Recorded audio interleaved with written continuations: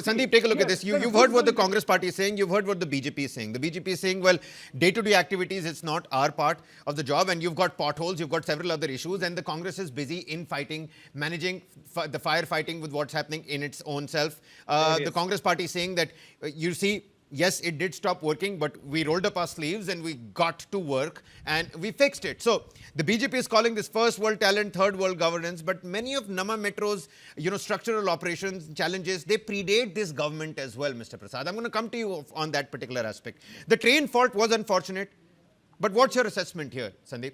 How do you look at this? Abir, it's very unfortunate that the politicians don't take any pride in our country. They don't take pride in our city. They should learn from the Japanese. In Japan, the metro network gets delayed for 35 seconds. The entire staff got down and apologized to the commuters, saying, we are very sorry, we were 35 seconds late. There was another incident where a train was 3 minutes late. They got out and apologized to the...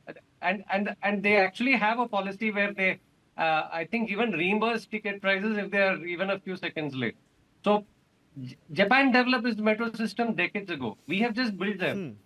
We've actually leapfrogged in technology. We had the opportunity. We get the best technology, the best train set. The problem doesn't lie with those. The problem is clearly about management. First of all, they've created this khichdi that, state government and central government both are equal partners, and both of them do not insist on best benchmark. They insist on the worst benchmarks because they're only interested in corruption. Why should the metro be managed by an IAS official? Why don't you get technocrats to run it? Number one. Or give it professional management. Number two.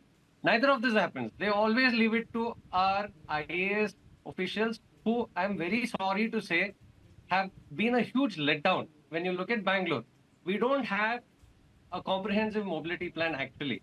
Yeah. And BMRCL is such a corrupt organization. To get its funding, they fudged a comprehensive mobility plan. They fudged it. This is what students do in school and college.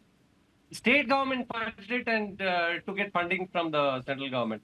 This is like, it can't even imagine such things happening. And what the city should ideally have, it should have a comprehensive mobility plan, a transport plan in the master plan. We don't have a master plan.